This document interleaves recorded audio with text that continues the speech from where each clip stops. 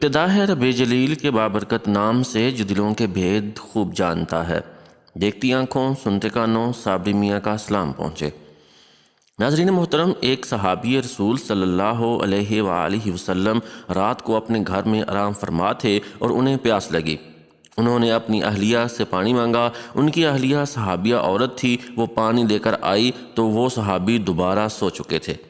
وہ عورت اتنی خدمت گزار تھی کہ پانی لے کر کھڑی ہو گئی۔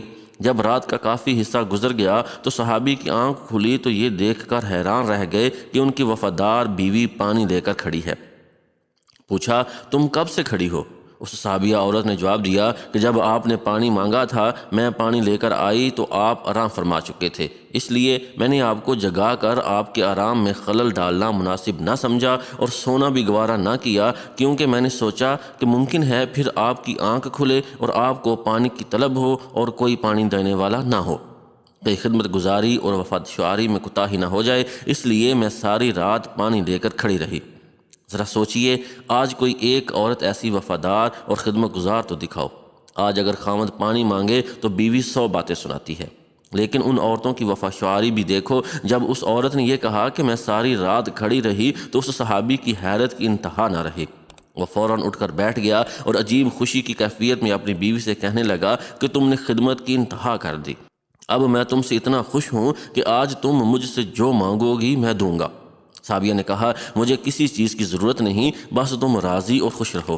لیکن جب صحابی نے بار بار اصرار کیا تو عورت نے کہا، اگر ضرور میرا مطالبہ پورا کرنا ہے تو مہربانی کر کے مجھے طلاق دے دو۔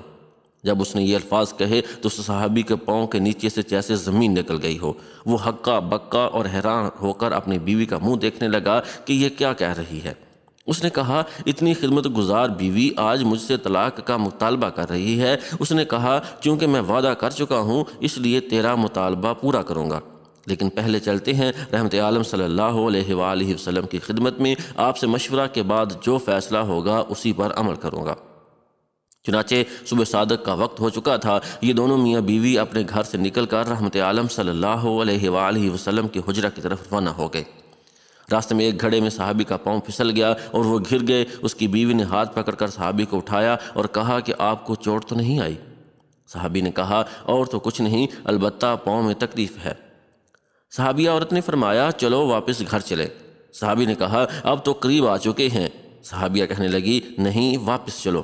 چنانچہ جب واپس گھر آئے تو صحابی نے پوچھا کہ مجھے تو سمجھ نہیں آئی کہ سارا ماجرا کیا ہے۔ صحابیہ نے کہا، مسئلہ یہ ہے کہ میں نے کسی سے سنا ہے کہ جسے ساری زندگی میں کوئی تکلیف نہ ہو اس کے ایمان میں شک ہے، کیونکہ جو بھی ایماندار ہوتا ہے وہ ضرور تکلیف میں آزمایا جاتا ہے۔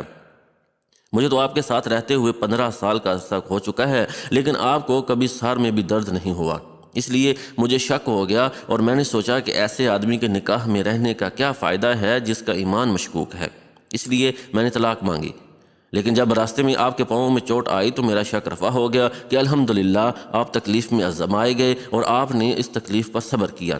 یہ ہے صحابہ۔ آج تو میاں بیوی کی لڑائی زیوروں، کپڑوں، گھر اور مکان اور اخراجات پر ہوتی ہے، ایمان اور دین کی بات ہی کوئی نہیں پوچھتا۔